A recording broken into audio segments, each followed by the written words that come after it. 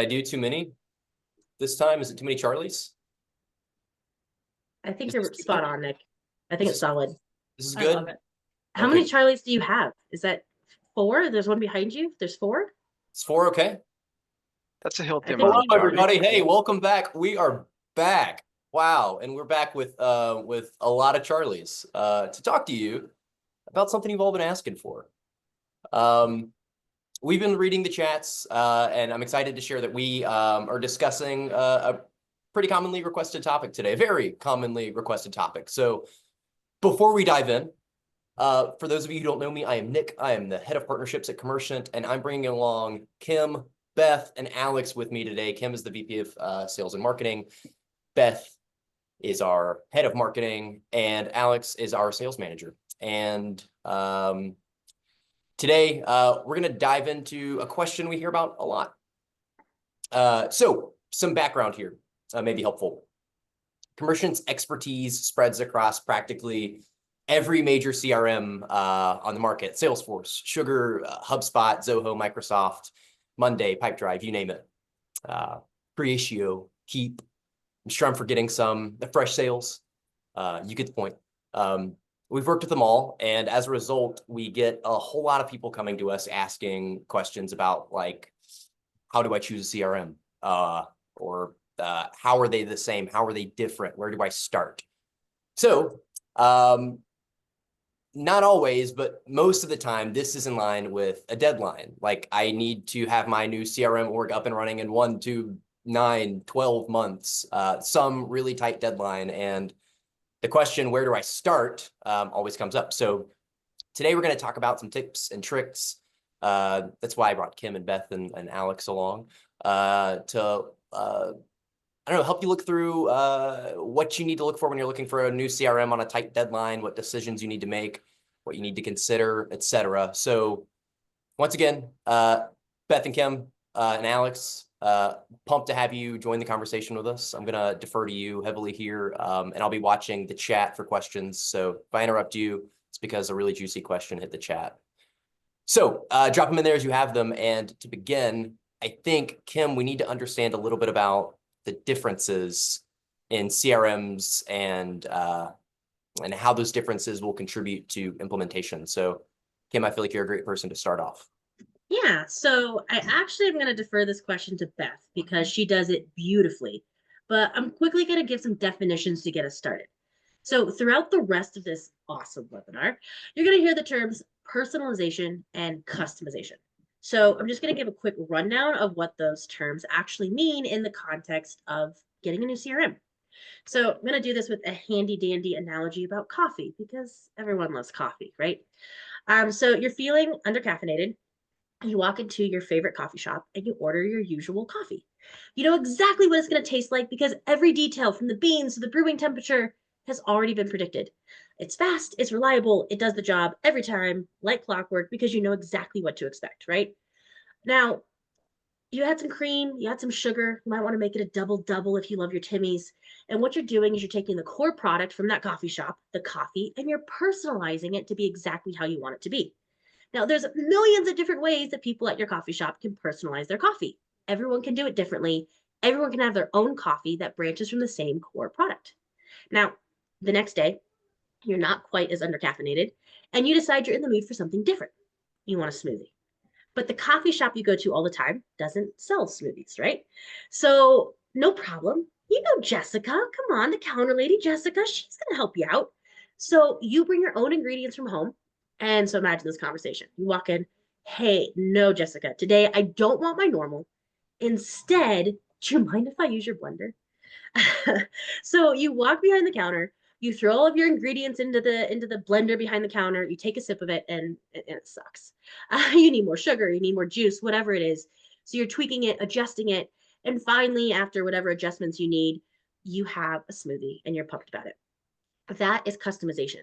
You aren't working at all with what the coffee shop gave you. You're flipping the script on coffee shop etiquette and you're making smoothies. So this is when you're not taking what's already optimized and ready for you, you're reinventing the process. It takes longer, it costs more, and it delays everything you're trying to do. So personalization is asking for oat milk in your double double instead of 2%. And customization is bringing a bicycle to a NASCAR race. It's completely flipping the script. Nice. I'm really glad you shared that, Kim, because it's important to remember that CRM can still be fast and very personalized. And that leads right back into next question. Yes, there are CRMs set up to be faster to implement fully than others. So to borrow from Kim's analogy here, they're the vanilla lattes. They support a more streamlined out-of-the-box solution, so you're up and running quicker with fewer hurdles. I think it goes without saying, but as soon as you hear the word custom, you should be expecting more time. End of story. So platforms that prioritize customization as a selling point in general will take longer to get fully set up than their counterparts. And when you're looking at getting a CRM implemented fast, that leaves platforms that focus on more ready out-of-the-box solutions with the ability to personalize rather than start from scratch customization. So here I am again with the crazy stats. Are you ready for this?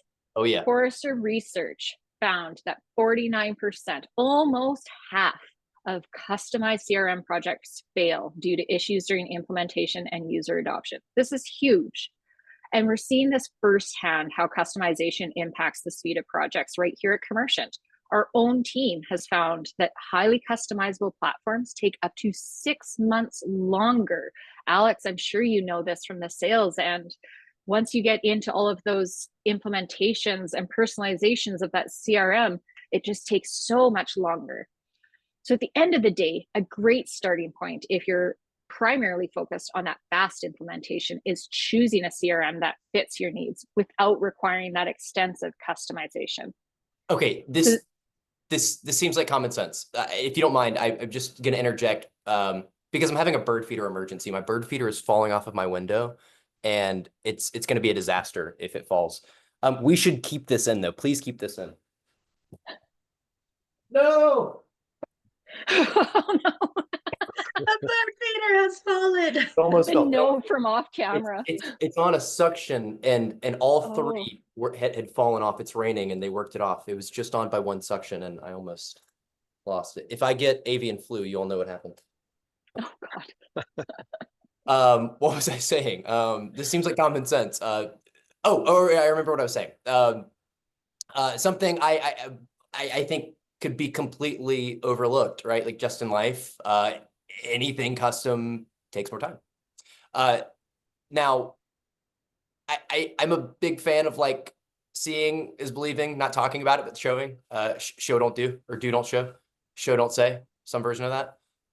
For the sake of everybody here that's like watching that may not understand what we're talking about, could we like see some examples of what a more robust customization might look like and a more out-of-the-box platform? Kim, you're a resident, talk with your hands, demo provider. So could you show us what makes a difference? Good news is that to demo, I need my hands on the computer. So they're not going to be going too crazy today. I'm happy to show you guys this. I'm going to run you through 2 different CRMs. There's my hands. We're going to look at HubSpot and Salesforce. Just going to look at 2 very basic pieces of functionality that everyone needs in their CRM, adding users and adding workflows. Just really, really high level here. As we're going through it, think to yourself, does this look customized or does this look personalized? And that'll help answer the question about what CRM might be right for you as you're trying to implement quickly. So I'm assuming y'all can see my screen right now. We are in HubSpot. So let me show you how to add a user in HubSpot. You go to the settings right up here at the top. On the left-hand side, very conveniently, you see users and teams here. You're going to notice the same thing with Salesforce. The menu here on the left is all the different stuff you can do. So users and teams, very handy dandy bright orange button, create user, and you're going to type in your user information. Very intuitive so far. So we're just going to do test@test.com. I can hit next. You can see that that was very simple. I can also add lots of users at once. Oh, adding lots of users at the same time is huge. I hate adding one at a time. And so then all you need to do is choose what kind of seat you want to give them. And this is going to be based on their role. So am I giving them a sales seat? Am I giving them a service seat? Am I giving them a marketing seat? So we're just going to choose a sales seat as an example and hit next. Now, this is what I really want to show you. these are all the steps I've done so far. And look, it's predefined the permissions for me. I don't need to go through this big, huge, long list and say, I want them to view this and delete that, blah, blah, blah. It has already decided this for me. And then I click create user. That simple. All right, let's look at the same process in Salesforce. Same thing, setup cog, nothing different so far. Same menu. Instead of the left, though, I'd say. Oh, you're right. And I think this one's a little bit bigger, potentially. All right, so on the left-hand side, I can see the same exact style of menu. Users is a little bit lower, but same exact style. Now, when I open users, you're gonna see a whole bunch of extra stuff here. I have permission sets, groups and sets and profiles and public groups and queues and roles. And now my hands are going, user management settings and users. So we wanna add users. Now in Salesforce, there's 3 things you need to do to add a user. You need a user, a profile, and a role. A user gives them access to the platform. A profile decides what they can do, and a role decides what they can see. So I'm going to click on users and add a new user. Now look at how much information it wants. Now everything with a red line here is required. Everything with a non-red line is not required, but it goes on and on and on and on and on. A lot of information here. This is not just adding an email address. Okay. Now, on top of that, you'll see these 2 required fields appear, role and profile. So again, profile is telling them what they can do. Role is telling them what they can see. So let's check out a profile. Profiles are based on what you're doing. So you want to give people a profile that aligns with the tasks that they're going to be doing inside your CRM. And your guys' faces are in my way. So let me move your faces. Okay. Sorry, I'll move. So let's look at a standard user real quick. It's going to give you some basic functionality, but in general, you need to set all of this up on your own. What can they have access to? What layouts could they have access to? What do we actually want them to be able to do? Can they edit it? Can they delete it? Can they create it? This is a lot of setup to decide the right profile that you're trying to achieve. Now, you're not done. You still need to do their role. Their role decides what they can see.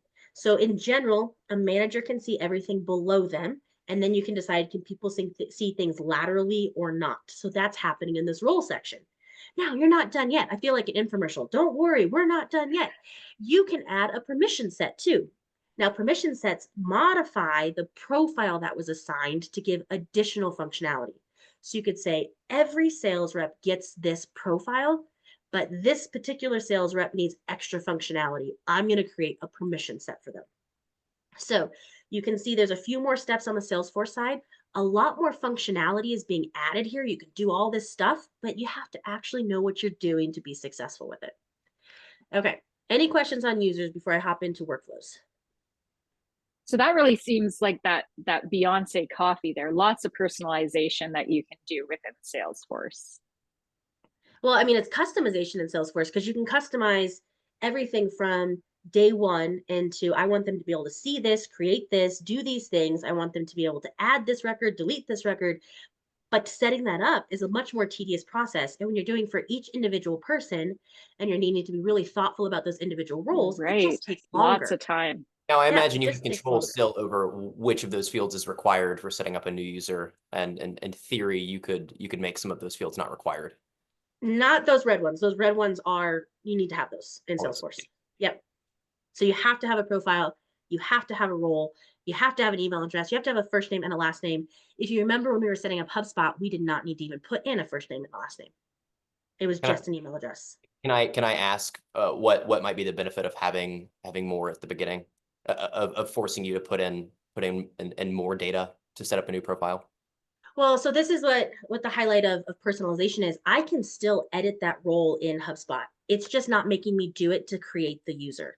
Sure. So for instance, if we'll just go to me, I can edit all the permissions to be just as personalized as what I'd get that end product to be from a Salesforce side, but I don't have to have all of that figured out. Oh, I'm hitting the wrong. Oh, I'm already a super admin, so editing me won't do much. But if you hit change permissions, you're going to be able to see everything you can change here to the same level of degree. View, edit, delete. You just don't have to define that by yourself as a first-time CRM user. HubSpot says, hey, this is what we recommend to you. Now edit accordingly. Okay. And yeah, I've always said that you're a super admin, so I would agree with that point totally. Well, then we're all on the same page, yeah? Okay. So to sum up that point, I guess step one to choose a CRM is find one that aligns with a speedy implementation, and you kind of walked us through what some of that can look like. So that seems easy enough. What else do I need to think about if I'm trying to get my CRM up and running fast? Well, Nick, I am back with some stats, and unfortunately for you, I have some good news and some bad news. Do you want the good news or bad news first? Always bad first. Always. Always bad first. Let's take a look at it. So to answer your question, right, so the bad news, 91% of CRM failures are due to poor data management and quality issues, leading to loss of revenue and inefficiency. So we're talking about the important data, both unstructured and structured. In our last conversation, we talked about this. Quick recap. What your CRM needs is good, clean, structured data. And what we're seeing, both in stats and in practice, is that when a customer complains that their CRM is failing, it's almost always because of poor data management. Dirty data leads to frustrated customers, bad reporting, and ultimately a system that no one trusts or wants to use. You're right. That sounds bad. Okay. So All right, well, I'll hit you with the good stuff then. Okay, great. So here's the good thing. On the flip side, businesses that preload that clean, structured data before go live see a 35% faster time to value compared to those that don't. And CRM adoption rates go through the roof. They increase by 300% when users trust the accuracy of customer data on day one. So if your CRM is the engine, data is the fuel, and if you put junk in that tank, you're not getting very far. So there are 3 ways to get your data into your new CRM, and the key is to get it in quickly while ensuring it stays clean. So your options are 1, import the data yourself, 2, hire a migration service, or 3, integrate with your existing systems. Oh, okay. Options. Love options. Kim, do you want to tell us about what some of those options are? Yes. Okay, so there's What they 3 look like? options. Sure, yes. 3 options as Beth identified. So let's look at the option that most people start with before they realize that another option would have been a better choice. So the first thing people start with is doing it themselves with an import. Now, the idea of importing in principle is easy and self-explanatory, but many people fall short on data integrity, which leads to a lack of the right implementation of the new system or just super messy, awful data. So let's toss around some of these steps really quick. What does actual implementation of an import look like? So at a high level, you're deciding the information you need. You're deciding where to source the data from. Is that an accounting system, an Excel spreadsheet, another type of database? Then you need to extract the data from that source, transform it to align with your new CRM. Now, this is where it starts to get technical. You might need to add new custom fields. You might need to add a new custom object. You're definitely going to need to add columns to your import file to make sure that all the required properties or fields are there. Then you need to clean up your data, make sure that it meets the size requirements of the new import. It goes on and on and on. We haven't even talked about associations or adding in other relationships or anything else like that. Now, then you're going to actually say, I'm going to import this file. And depending on the CRM, you're going to get a nice long list of all the files that failed. So why did they fail? Well, one example, if you're like importing a spreadsheet into a CRM, maybe in the spreadsheet, Alex does this all the time. He liberally uses punctuation, apostrophes everywhere. And maybe your CRM is like, hey, we don't like these apostrophes. So you have to clean all of that data to make it so the CRM will accept it. So you got to be thoughtful as well of that, like what kind of data can be accepted into this new system. So this is a genuine process. Kim, I'll be honest, as the crafty mom that you are, I'm surprised that you have such a DIY bias. I mean, your bias is clear. I surprise people every day, Nick. What can I say? You do. Me in particular. But I feel like import is such a common process. I guess I didn't realize there was so much that went into it. So like people who are regularly importing into the same system all the time have already done these steps of transforming the data and aligning it with the system that they're importing into. But frankly, there's a reason that there's other options. It's a lot of work. At the end of the day, if you have the technical resources in house, if you have the time, because you need a lot of time, then sure, it's a viable option. Although sometimes it'll make you feel like you want to pull your hair out. For people who have very little existing data, it also could potentially be a super viable option because there's not that much that you're bringing in. But if you have sizable amounts of data, it's good to look at other options. So what are those other options? Option 2, Beth identified, was migration. It's the exact same thing, but someone else does it for you. So you can buy data migration services from a company that's going to do all of the work for you. They handle it. That's what they're there for. It costs money, and the cost of it's going to vary pretty widely based on how much data you're bringing in and where that data is coming from. How structured is it? How clean is it? All of that kind of stuff. Now, last option, integration. This is an option that many people choose. Integration is very similar in theory to migration, but it's ongoing forever. It reminds me of the kid from The Sandlot that says forever. I don't know if you've seen that movie. But migration is the one-hit wonder, and integration is constantly connected. It's like migration on steroids. So it keeps the data coming over and over and again, which is incredibly powerful. Okay. So to sum it up so far, we need to choose the right CRM and we need to populate it with data. CRM needs data. What's next? You're killing it, Nick. Go you. Thanks. So now we need to infuse your new CRM with your processes. To really drive home user adoption, you can manipulate the data to make it accessible in a way that will fuel productivity from your team. So think about your processes. Think about the steps in the sales cycle or whatever it is that aligns to those steps, to the data and the CRM architecture. The goal with a new CRM implementation isn't always to change everything, but rather to streamline it. So I want to share a quote here that I saw. It was super powerful. I know I will absolutely butcher it if I try to say it, so I'm going to read it out for you. Businesses that optimize their CRM around their sales process see 29% increase in sales performance. I'm going to repeat that.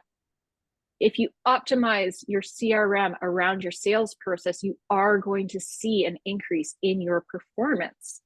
So why? It's because they're focusing on what they can control, not what they can't.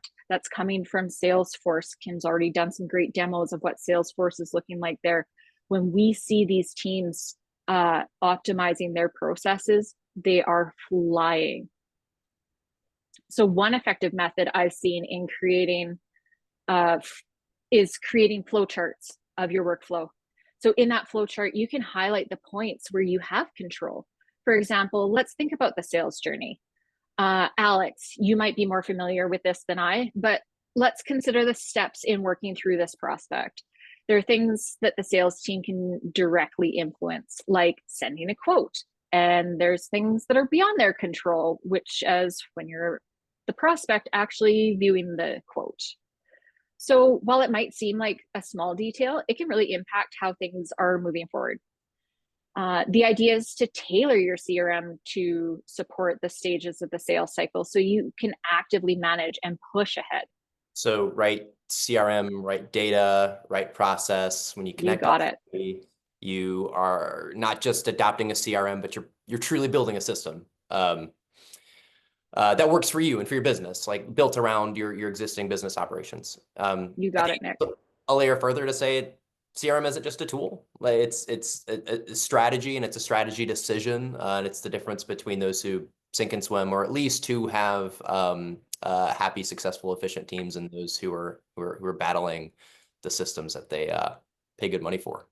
So I feel like we're close to the end, looking at time, but I don't think we're quite there yet. So I'm looking to make a decision on a CRM, and I'm looking to do it fast. What do I need to do? The next big step in this is to train your team. For the love of everything, please take the time to train your people. It is just crazy how many people miss that last crucial step in this process. And when we're talking about training, this is not just a one and done situation here. You need to give your teams the resources to be successful. Now, many CRMs are offering training platforms these days. Salesforce has their Trailhead. I've done a lot in there. I've also done quite a few in HubSpot Academy. Zoho has a huge knowledge base. All of them are set up to make sure that your team is successful. You just need to make sure that your team knows that those resources exist. Make sure your team understands how that CRM is set up. So the next thing is I really highly recommend using a role-based onboarding approach. A manager will use a CRM differently than an entry-level account executive and different than someone on the marketing team. So making sure you're training people that with relevant information is really important. I'm really, really passionate about this topic.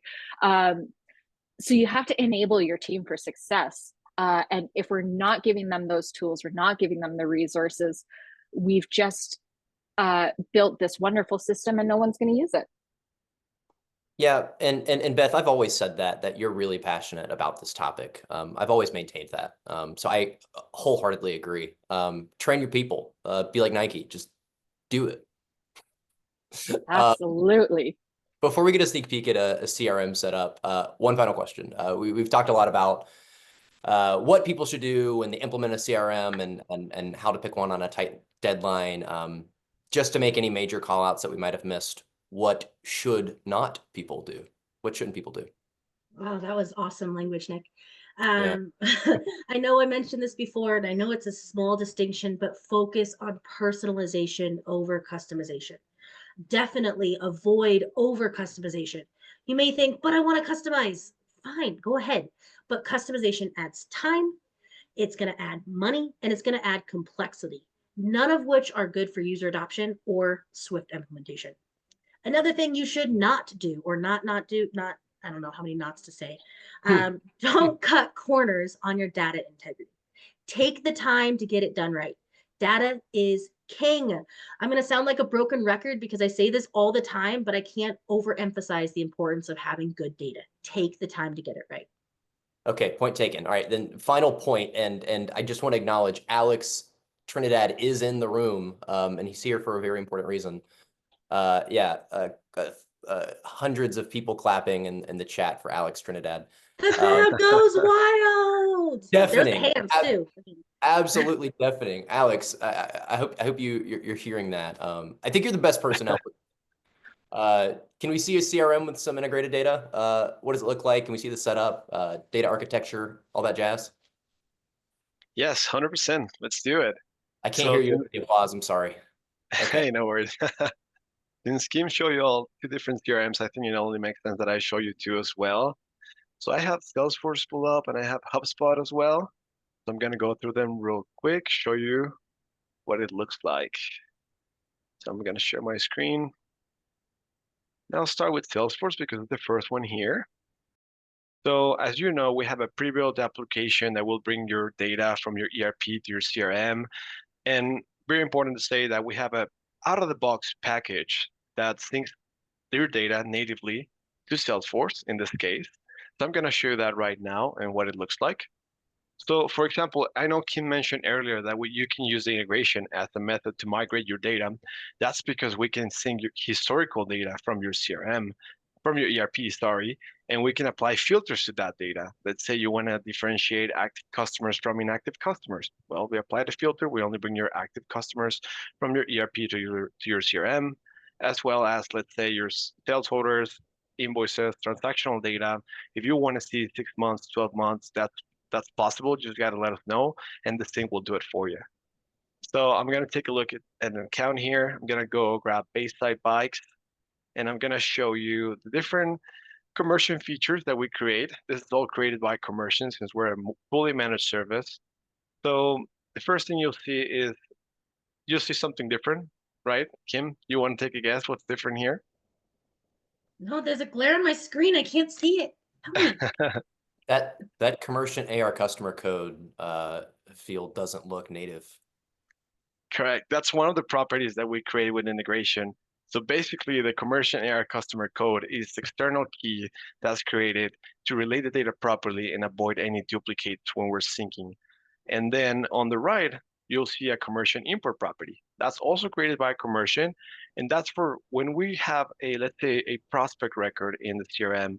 It's still a prospect, so we don't need that prospect data in the ERP, right? That's not what it's meant for. So until that prospect actually turns into an paying account, that's what we want to push. That's when we want to push that information. So that's why we have this import property to control the data that flows to the ERP, because we want to protect that source of truth, right? So that 601 commercial AR customer code is data coming from the ERP into Salesforce. That's integrated data. No, this is generated by commercial when linking the accounts with our account matching tool. Gotcha. Okay. Yep. Then we sync whatever data, we sync into the standard objects, but we also create managed custom objects, which you can see on the right. You can even see the commercial logo.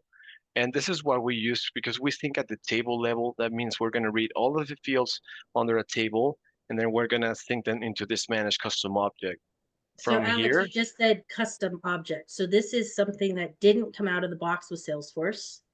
This is something that was created after the fact, and Commerciant creates it, but this is an addition to a standard out of the box Salesforce. This does not come out of the box. Is that correct? correct, yeah. And the good news, the bright side of this is that it's all created and managed by commercial. So it will save you time and money, and it will definitely have a faster implementation as opposed to, mapping everything to a custom object that you create, for example. So this is our out of the box package that we Not have. DIY like Kim doesn't like. Correct. I mean, there's some great DIY stuff, Nick, but yeah, not importing. Optimistic Christmas trees and Nailed it. Nailed it. There you go. Yeah, so and I can click into this. Let me show you. So here we can see the sales folders. So I was mentioning we can sync your historical data. That's why we're able to see different sales folders. And I can click in one of those and show you all of the details for the sales order, like line items on the right. You can see the product, how much we charge for them, and how many they order.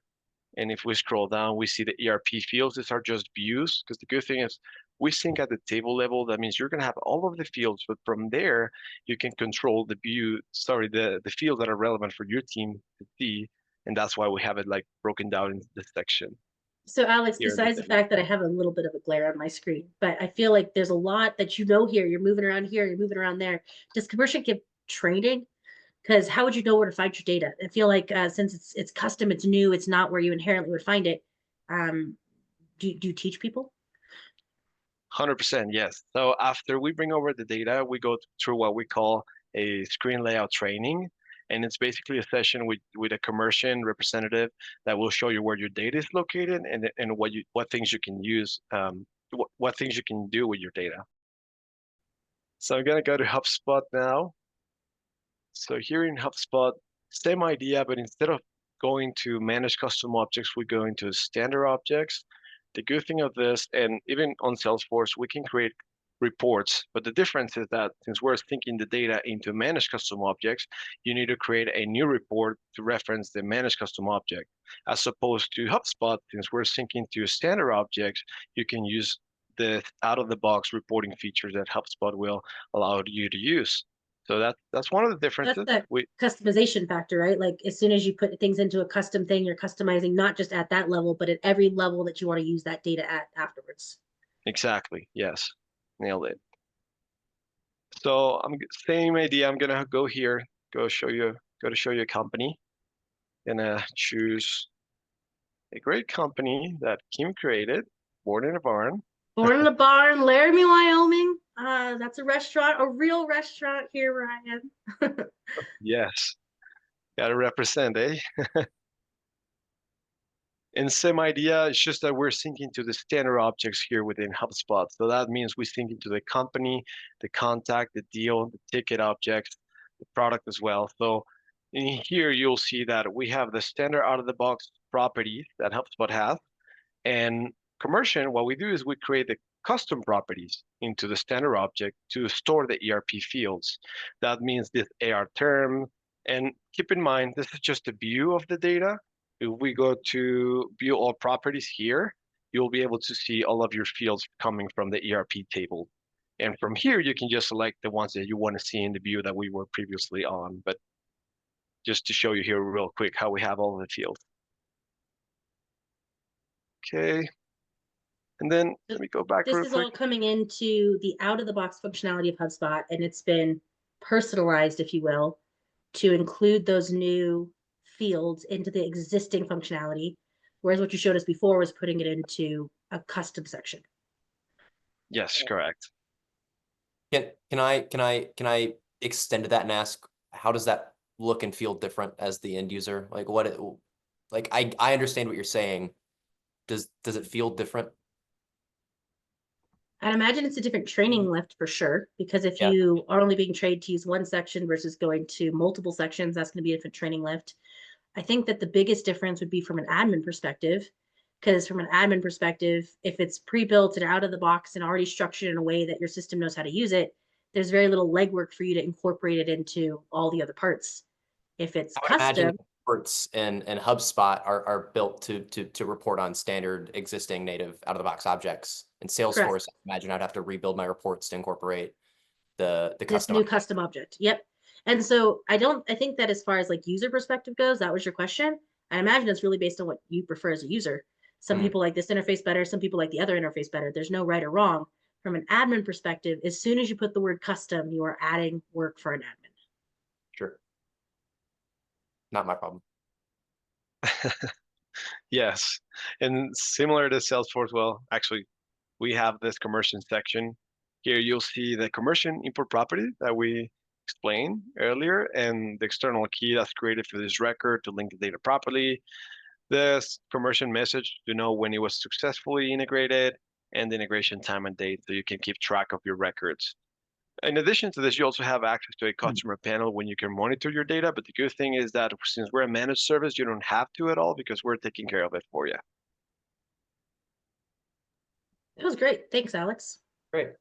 So I think you totally made the point about personalization versus customization, and that I see the difference. In the Salesforce demo, we had lots of completely new sections in Salesforce, new custom object in HubSpot. We aligned the data that we're integrating into the existing architecture. So it's really the difference that you highlighted. Am I right in saying that? Should we just say silence so you question yourself? Yes, you got it right.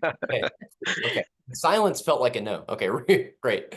Cool. Okay. Well, we only have a few minutes left. So let me turn to the audience for some of the questions that are in the chat.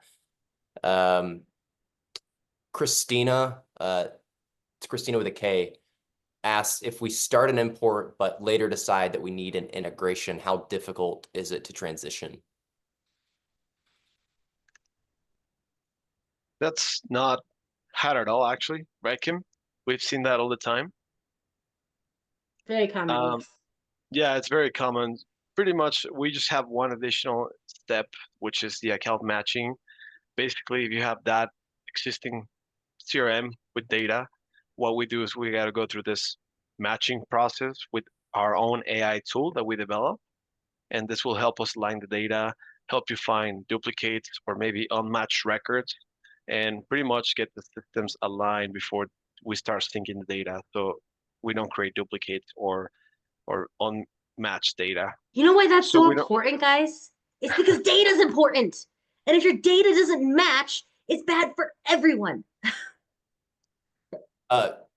If this is recorded, Beth, could your team put up pew, pew, pew? Just like open that. I'm passionate about data. Right there. I've always said, yeah, and I've always said that, Kim, that you're passionate about data. But not DIY projects. No, I get it. Not those. Muhammad asks a great question in the chat. He's asking about like the frequency of training his team around CRM updates and changes. He's essentially asking what's the best way to make training stick, and like how often should he worry about training his team on updates? Oh, as passionate as Kim is about data, I am passionate about making sure that your team is properly trained. So let's think about it like this. It's like going to the gym. If you only go once and you only work out once, you're not going to see results. You're going to feel sore tomorrow, but you're not going to see those long-term results. If you train consistently, if you build that muscle, CRM training is the same. You need to reinforce it regularly to keep your team sharp, engaged, and using the system to its full potential. So I'm going to take one more question and then we're going to wrap it up. Sean's asking about, I mean, from what I can tell, Sean's business is just, they've got a lot going on in 2025, big year for them. And he's asking if they're on a tight deadline, what's the one thing that they should absolutely not skip in the implementation process? So you know what they say, Nick? Who is Data they? is, they is everyone. Like everyone who's anyone says data is king. It's so important. Don't skip on it. Whatever you need to do, your CRM is only powered by the data that you have in it. Your team is enabled by data. Never skip prioritizing your data. If there's one thing you can do when you set up your CRM, it's don't use your hands a lot and get a lot of data into your CRM right from the beginning. Oh no. Oh Oh no. no, Charlie! Oh, what? You know what that means? He's Charlie, always running away on us, Nick. he said it's time to go. I'm out of here. Okay. Oh man, bye Charlie. Okay, key takeaway. Kim is passionate about data and Beth is passionate about a lot of things. And your CRM should work for you. I said CRM. As opposed to New HRM. pronunciation. I like it, Nick. Yeah, he, she, CRM should work for you. Not slow you down. Bam. It's Okay. like Emerald. Yeah. I assume, Beth, you'll put a sound effect in post for me there. That was an awesome outro that I just did. I think that concludes us. Charlie's gone, so it's time for us to get out of here. Bye, guys. Okay. Thank you. Thanks for joining us today, everybody. Stay tuned for our next webinar. Let's go.